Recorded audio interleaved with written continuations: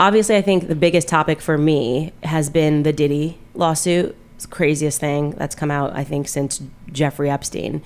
And it's definitely significant because a lot of the work that I do is talking about or I guess really asking the question is what's happened to black culture? Because this is not the black culture that I grew up with. And the Diddy lawsuit potentially answers a lot of those questions. Allegedly, just for protection here, is that there's a black male ring in Hollywood. Diddy is a gangster. On top of Diddy sits Lucien Grange, who is the CEO of Universal Music Group. This was, for me, one of the wildest parts. He tells a story about one night where Diddy got mad at somebody and just shot them in like the stomach and the hip.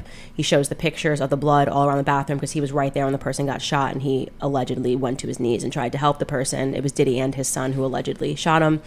But they said that there's one person that you call when something like that happens, and that guy's name is like Fahim something, and he will come clean it up. The LAPD will write a fake police report, and he shows like how the news then reported that the shooting happened outside and then it got wiped under the rug.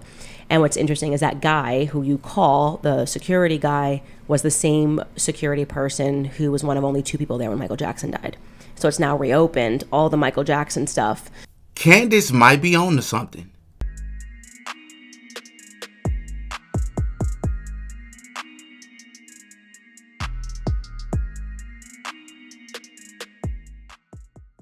Oh yeah, Diddy got a podcast. Man, welcome back to another episode of the Ruling Class Podcast, or Diddy Got a Podcast. And of course, I'm your host, Diddy, back up in this bitch with another video. Listen, if you are new to the show, we please ask that you like this video, subscribe to the channel, hit the notification bell, follow me on my other socials. I will really appreciate it. But if you don't do anything else, hit the like button because it really promotes my video out there to other people. On this channel, it's no secret that I talk about black culture quite a bit. I don't think that's going to change ever.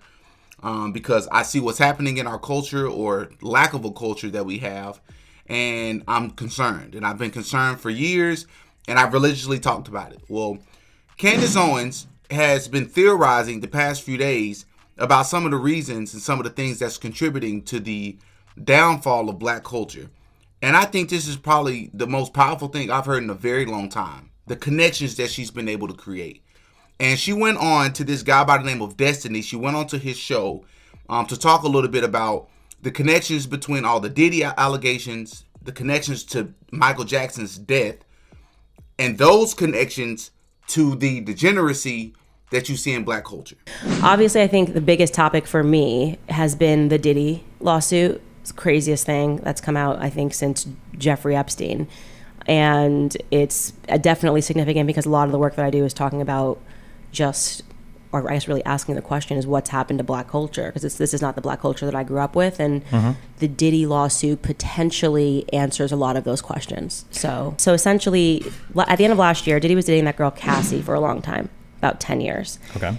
And she started making allegations that Diddy was very into some very sexually deviant things, that I would say. Okay. And forced her to do a lot of things against her will, or drugs, whatever. She files this lawsuit, and basically overnight, I'm obviously being a bit hyperbolic, but he pays her off, so it ends.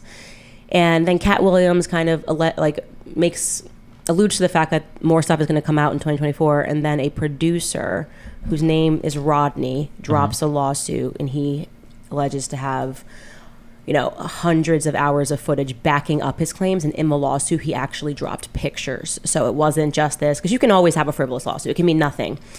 And what essentially his lawsuit suggests, allegedly, just for protection here, is that there's a black male ring in Hollywood. Diddy is a gangster. On top of Diddy sits Lucien Grange, who is the CEO of Universal Music Group.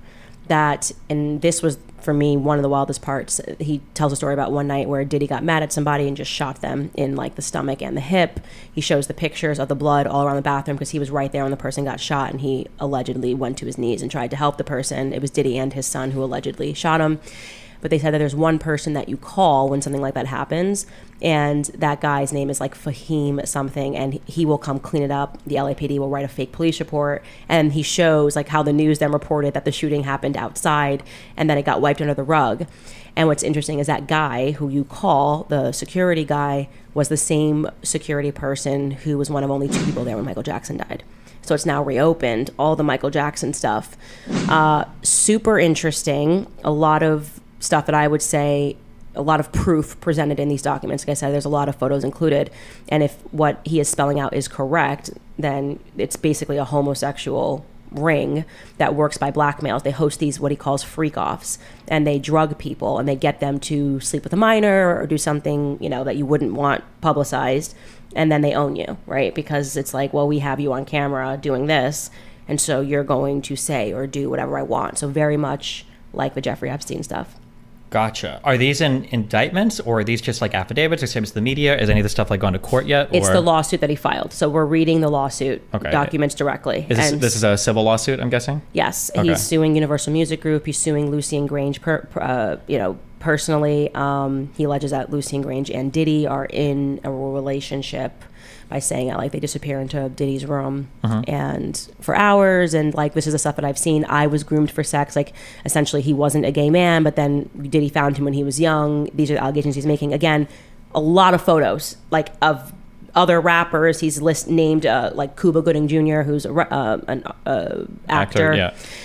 It's a lot. Is there has any of this stuff like leaked to the media in terms of like pictures or strong hard evidence, or are these mainly just in the charging documents or the civil case documents so far? That's also what's really interesting, is that yes, it's being covered, but not in the way that it should be covered. The fact that you don't know about it, to me, is crazy, because we've never seen someone that with hundreds of hours of footage putting in photos like, here's a picture of the drugs that I have to carry at all times to keep Diddy high. Here's the name of the woman that gets the drugs. Here's a drug dealer. Here's a photo of me with this person. Here's the blood on the floor that night. It's like, we've never seen this much proof to make those claims. So it's definitely something to watch. Very beautifully said, but even more so, to take it a step further, I believe that if you don't follow God, as human beings, as a human race, we're going to find something else, but more than likely someone else to follow if we're not raised to follow God, right? And I think more times than not, especially in these disenfranchised communities, right? If you don't follow God, the people that you're going to follow is who the elites, right? The people in power, the powers that be.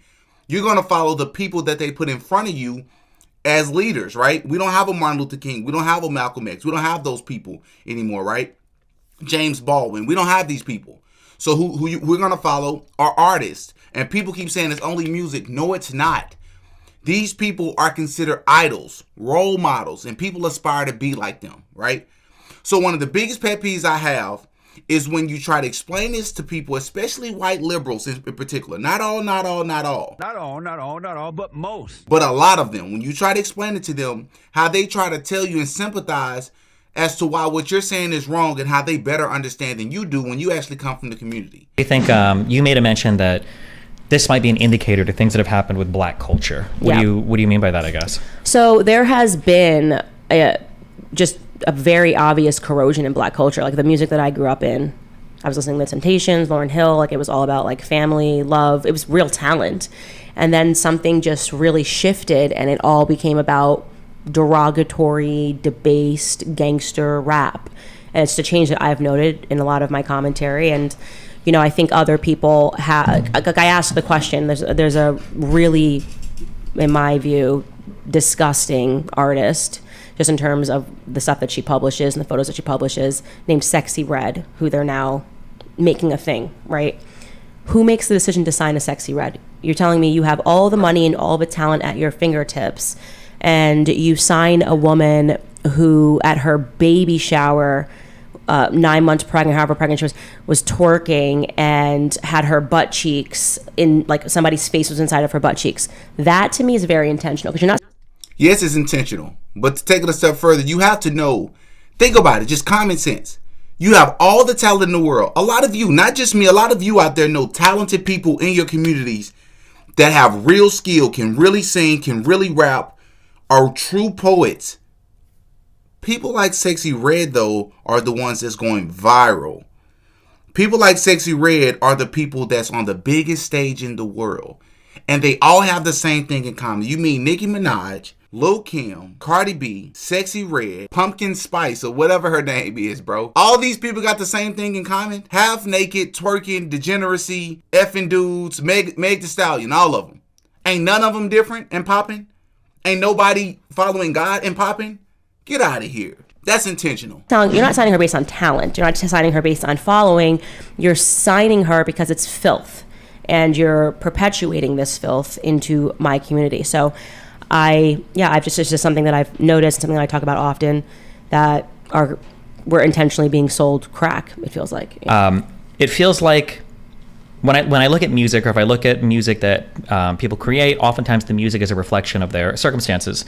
And you can see, especially as America and the black communities became more conscientious maybe of the ghettos that they'd been kind of pushed into, or the policing situations that they'd had to be a part of, or drugs destroying their communities, et cetera, et cetera. And then those people turning to crime, that you also see the music and the art kind of reflect those conditions. And then those pieces of art that get created, especially the music, end up being like worldwide popular. Like the most popular genre of music in the world is like hip hop and rap. So when I look at people pushing certain stuff today, I'm like, okay, well, we got two really big, in my opinion, I went to school for music, I don't know if you talk about the saxophone or whatever, so we got two really big contributions to the world of music from America. One was jazz, that came basically from the black community, and then the second was like rap and hip hop. These forms of music become popular. People see that it's popular. They want to get involved. Obviously, the money men, the people on top, they want to kind of continue to push this because it's popular, and everybody around the world consumes it. I feel like there are a lot of market forces at work that kind of perpetuate this and keep this happening. And that feels pretty satisfying to me to explain what's going on. So when we ask, like, why is it a woman twerking with somebody's face in her butt cheeks? Because, well, for whatever reason, that's like what the worldwide culture seems to want to see right now. And then on the other side, it feels like from people, I don't want to just say conservatives, but I would say broadly speaking, I guess I'll say on your side in general, it feels like there's this idea that there's this much more intentional or like malevolent force working behind the scenes. Yes, there. So this is, before Candace even goes, let me just say this is a big problem that I have with a lot of white liberals. Not all of them, but a lot of non-black liberals especially, because they want to help. They want to contribute. But it reminds me a lot of what Malcolm X said many years ago. There are many whites who are trying to solve the problem, but you never see them going under the label of liberals. That white person that you see calling himself a liberal is the most dangerous thing in the entire Western Hemisphere. He's the most deceitful. He's like a fox, and a fox is always more dangerous in the forest than the wolf. You can see the wolf coming. You know what he's up to, but the fox will fool you. He comes at you with his mouth shaped in such a way that even though you see his teeth, you think he's smiling and you take him for a friend. And that quote right there about how white liberals can be sometimes the most dangerous is true, because one, a lot of white liberals do care about black people, but you have a much larger population of them that do not. And they're really a part of the movement because they want to better things for poor white people. They're really a part of the movement because they want to better things for women, right? And what they've done nowadays is they've placed diversity, equity, and inclusion. So they put all these fights into one bucket when they're different fights, right? They're completely different worlds. And so I don't even agree with that, because you got people standing beside each other that aren't even fighting for the same causes. They don't even care about the cause right next to them. He's a prime example. If you don't know who Destiny is a self-proclaimed far leftist. And I am under the belief that you cannot be a far leftist and also believe in God. And I would even argue that you can't be on the far right and believe in God, right? I think you have to have a little bit more. It's not even about being right or left, right? Because the Bible don't subscribe to either one of those things. But with that being said, he is also a self-proclaimed atheist, right? I don't know if he uses that language, but he doesn't believe in God. This is a person on his podcast, very popular guy, who promotes degeneracy, tells people that they can do what they want, wear what they want, say what they want, do what they want, and there's no consequences, right? Because there's no God, there's no afterlife. You don't have to worry about consequences. There's free will, do what thou wilt, like Aleister Crowley teaches. Essentially what this man promotes on his channel, which is part of the reason why Candace Owens is here, because she wants to give him some pushback because of that. I want to set that foundation to say, you have to understand, people like this that you're looking at is a person that's not operating from a foundation of God. He's trying to tell her the age-old argument. People argue and people promoting their music, what their community, what their surroundings is. No, they don't. They're lying. You're lying. You have a small percentage of people that actually do that. J. Cole is from poverty. Kendrick Lamar is from poverty. I would argue that they also promote degeneracy on a much smaller level, but they don't, for the most part, promote those things, bro. It's by choice. It's these people being put in position by the elites because they know they're going to promote degeneracy. This is all orchestrated.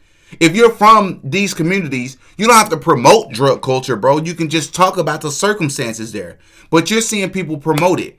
You're from these communities where you're seeing people prostituting, things of that sort. Cardi B, you don't have to go on an interview and talk about how you drug men to get, like, what are we talking about?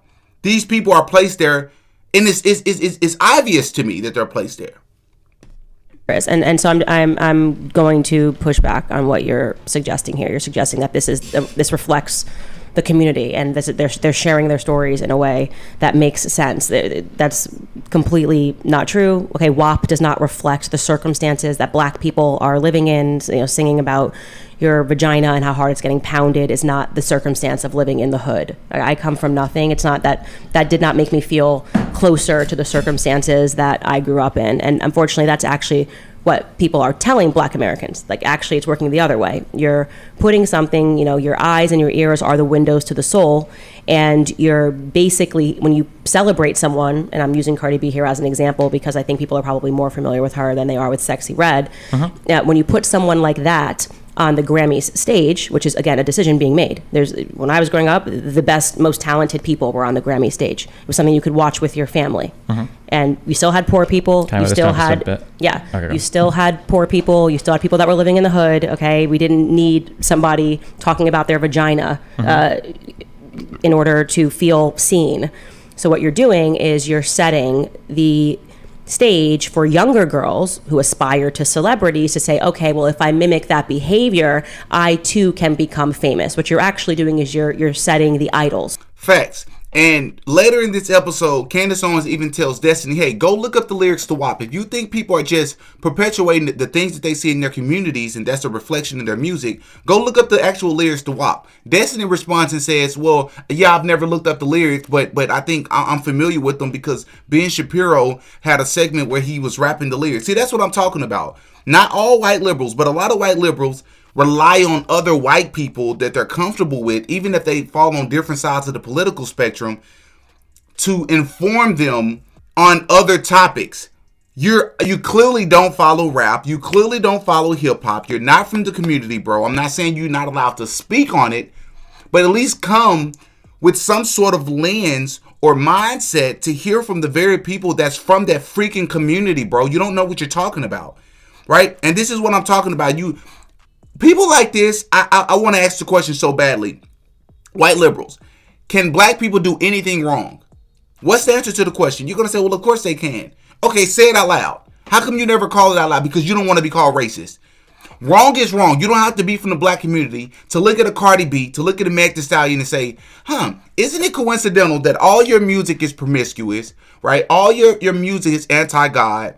All your music videos include extremely satanic imagery, checkerboard flooring, Freemasonry, occultic imagery that has nothing to do with the lyrics. But you never call that out. It's like, are all of you all surface level? Right? I just don't understand this right here. What do you all think about this? I just wanted to make a video because I love that Candace Owens called this out. I take pleasure in it. Hop in the comment section and give me your thoughts, man. This just blows my mind. We all know what's going on, bro. The Freemasons, the people who are at the top, the elite, are pushing these and selecting these artists because they know what they're going to push. And even once those artists are in position, they don't have control over what they put out, right? That has to get approved. And if it's not degeneracy, if it's not promoting anti-God, it's not going to get pushed out, period. Oh, yeah, Diddy got a podcast.